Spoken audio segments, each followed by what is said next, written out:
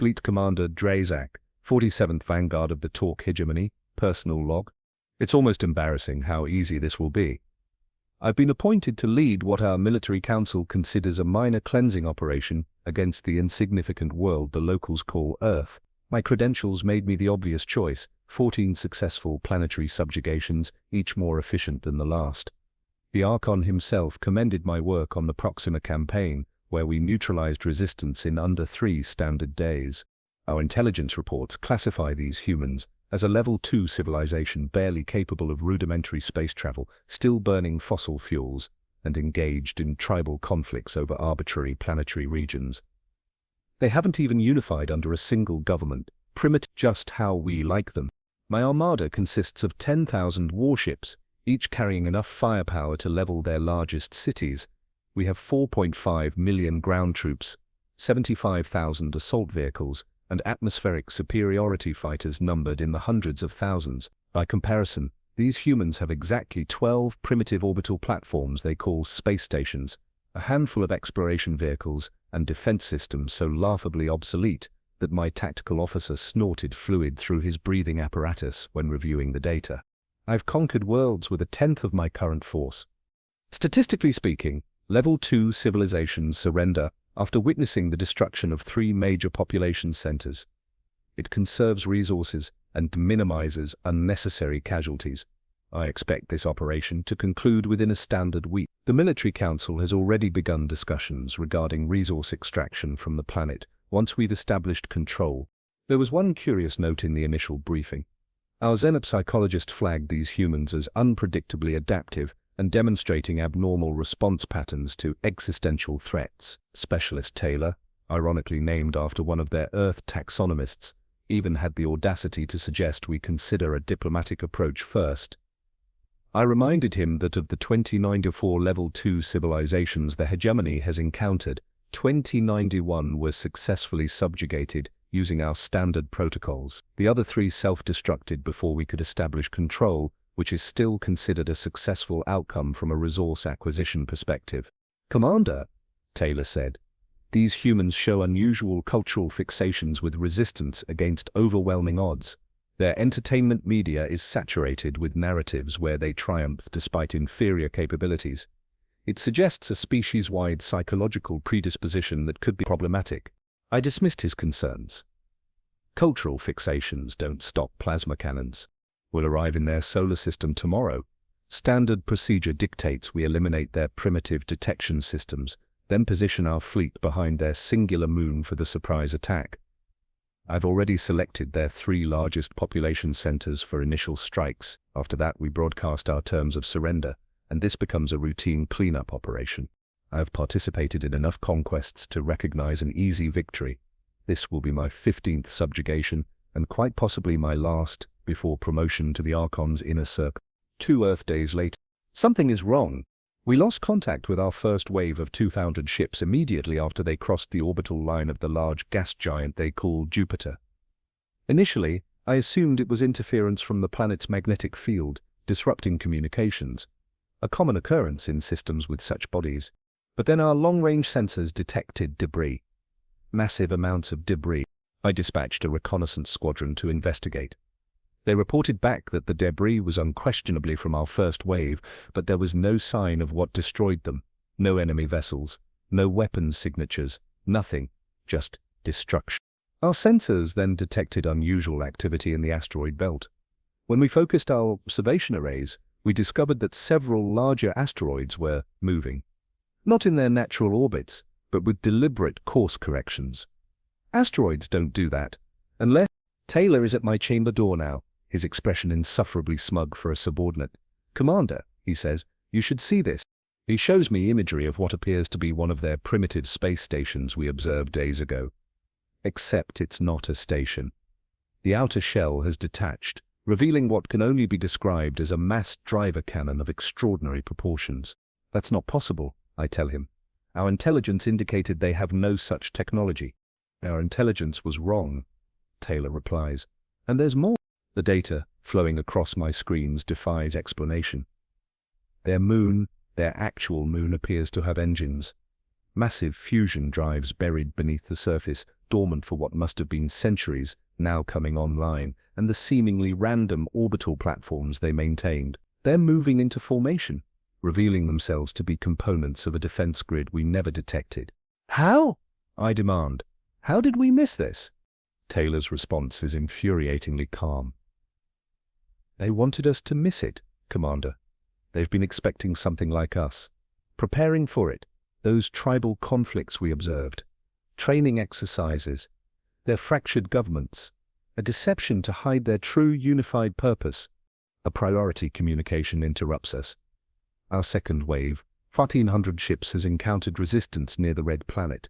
They report thousands of small craft emerging from what we thought were natural satellites, concealed hangars in hollowed-out moons and asteroids. Our ships are being swarmed.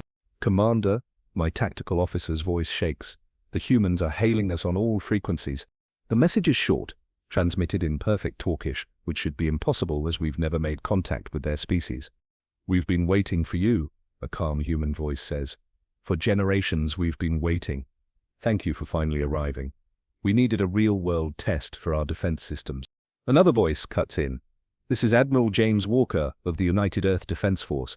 Your invasion force presents an opportunity we've been preparing for since we first detected your probes. A century ago, we allowed you to believe we were primitive.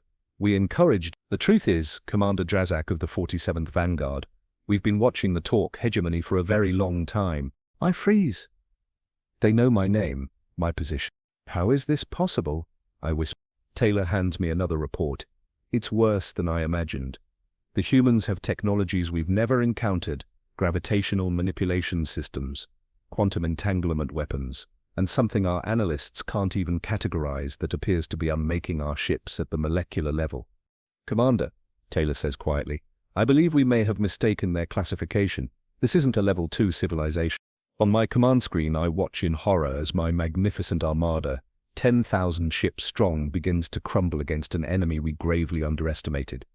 The human transmission continues, Admiral Walker's voice, unnervingly conversational. You should know that we intercepted your communications to your military council. Minor cleansing operation was the term used, I believe. We've decided to respond in kind. Your homeworld has approximately 3 standard days to prepare its defenses. We're bringing more than 10,000 ships. The transmission ends. And for the first time in my military career, I understand true fear. 6 hours later, another 1,000 ships lost. No conventional weapons detected. No energy signatures we can identify. Our sensors register nothing until the moment of destruction. Status report, I demand. My bridge officers exchange uneasy glances. Finally, my tactical officer speaks.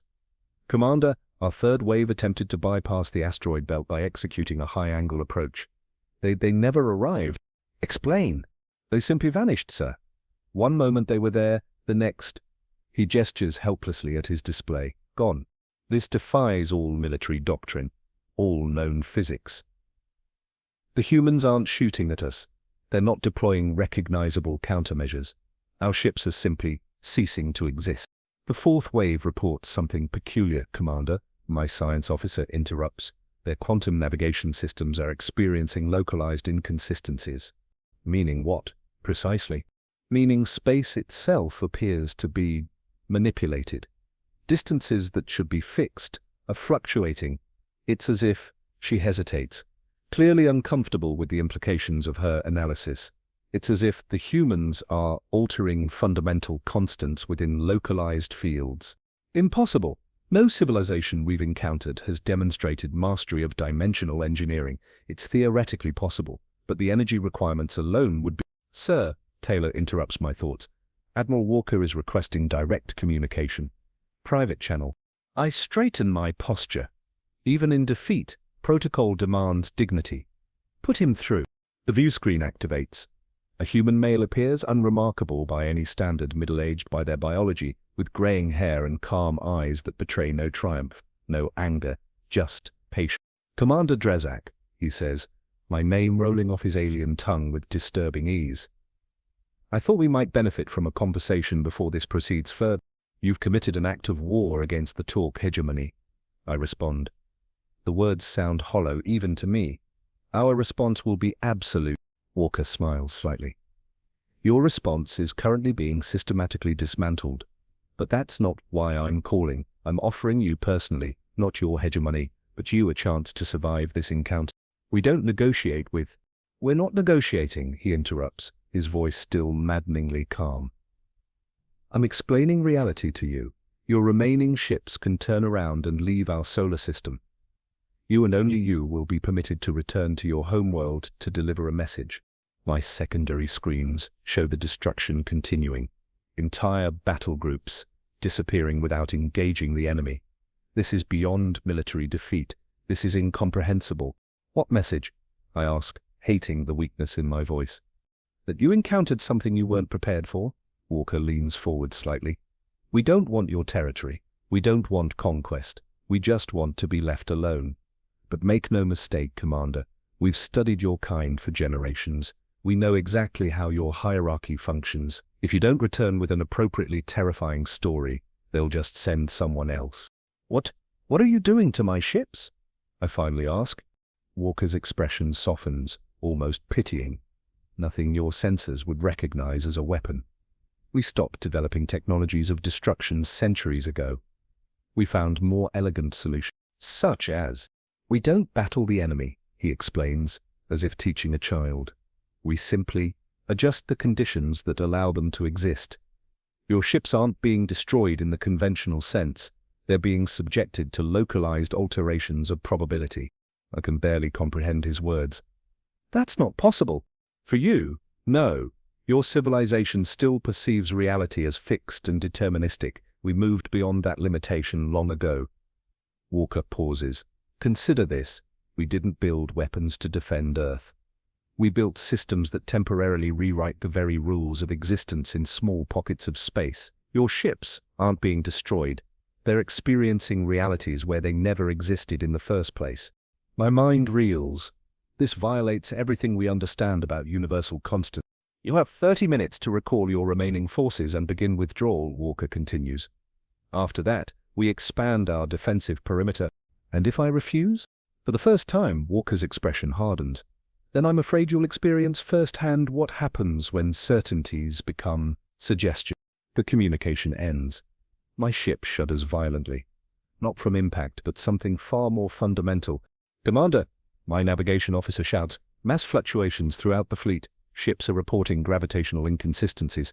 On the tactical display, I watch as my remaining vessels begin to drift together, as if drawn by invisible forces, impossible coalescences of matter forming where distinct ships should remain separated. Fifth wave is reporting quantum field destabilization, my science officer reports, her voice cracking. Their matter, it's experiencing entanglement across vessels. Ships are merging, sir. In that moment, I understand with perfect clarity what we've encountered. Not merely a civilization more advanced than our own, but something else entirely. Something that had transcended the boundary between technological advancement and fundamental alteration of reality itself. I open the fleet-wide communication channel. All vessels, this is Commander Drazak. Execute immediate withdrawal protocol. Return to talk space at maximum sustainable velocity. Sir? My first officer questions, stunned by the unprecedented order.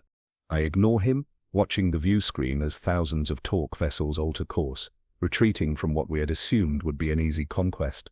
Commander, Taylor approaches slowly. The military council will demand answers. They'll get them, I reply, my voice distant even to my own hearing. But first, we need to survive long enough to deliver those answers. As we accelerate away from the Earth system, I can't help but stare at the view screen showing the blue-green world shrinking behind us. In all my cycles of military service, I'd never considered that the most dangerous enemy wouldn't be the one with the most powerful weapons, but the one that had evolved beyond the need for weapons entirely. The Talk hegemony had sent 10,000 ships to destroy them. Our mistake wasn't underestimating their technology. Our mistake was failing to recognize that we weren't fighting technology at all. We were fighting beings who had moved beyond the very laws of nature we took for granted. I close my eyes, dreading the moment I must explain to the Archon that we've discovered something far worse than a powerful enemy. We've discovered a species that isn't bound by the same rules of existence as the rest of us. 1 week later, impossible, the Archon's face contorts with rage. No level 2 civilization could possess such capabilities. I stand before the High Council chambers, my uniform still bearing the subtle radiation burns from our hasty retreat. The formal inquiry into our defeat has lasted 3 standard days. Of my original fleet of 10,000 vessels, only 2,137 returned. The rest simply ceased to be. Respectfully, Exalted One, they are not a level 2 civilization. I struggle to maintain protocol while explaining the inexplicable. Our intelligence was catastrophically wrong. And yet, the Minister of Conquest interjects, you retreated without verification, without proper engagement. You abandoned the glory of the hegemony based on illusion.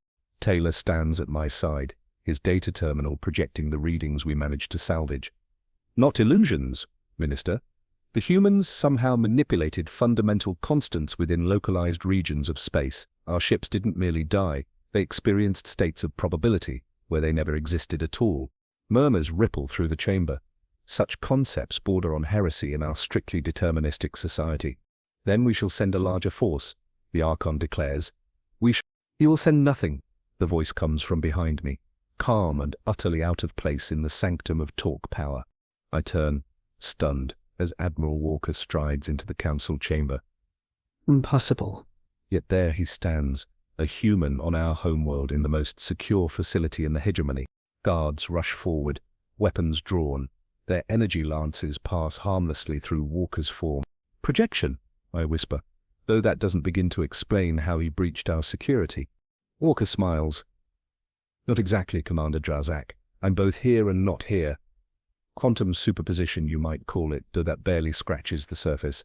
The Archon rises, his ceremonial armor clanking. Who dare? I dare, Walker interrupts. But more importantly, they dare. The chamber darkens, and above the Archon's throne, reality splits. There's no other way to describe it. A tear in the fabric of existence itself, through which emanates a soft blue light. Within that light, vague forms drift, neither truly solid nor energy, but something in between. The Guardians, the Minister of Ancient Knowledge whispers, falling to his knees. The Ancients. Walker nods. Earth is a protected world, has been for millennia, protected by the very beings your ancestors once called gods. Impossible, the Archon sputters, but his voice lacks conviction. Your own archives contain the truth, Walker continues. Though I suspect those records have been carefully suppressed for generations. The Minister of Ancient Knowledge rises shakily to his feet. It is true, Exalted One. The Forbidden Archives speak of an ancient pact.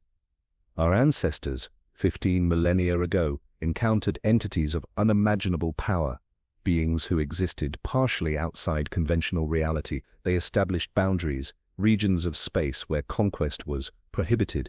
And you knew this? I ask, staring at the trembling minister.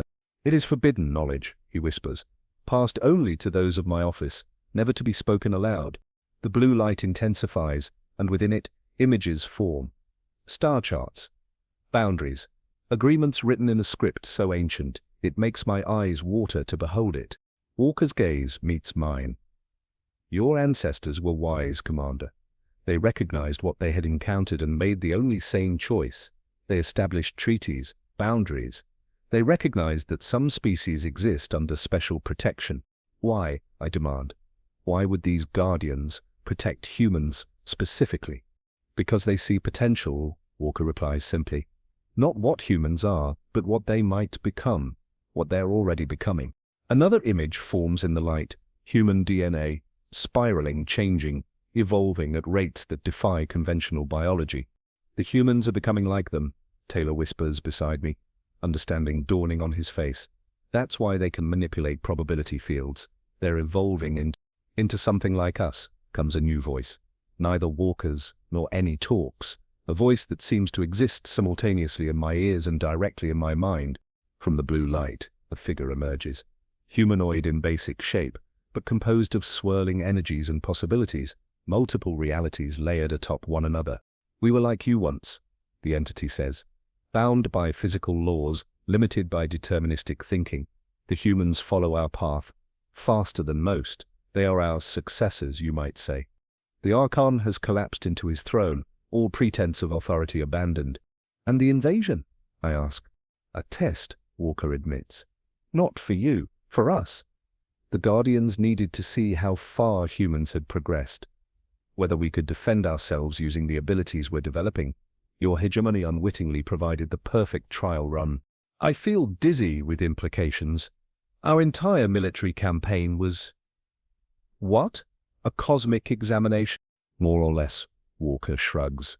Though your leadership knew or should have known, they were violating ancient treaties. The Guardians have granted me permission to offer you a choice, Commander Drazek. Me?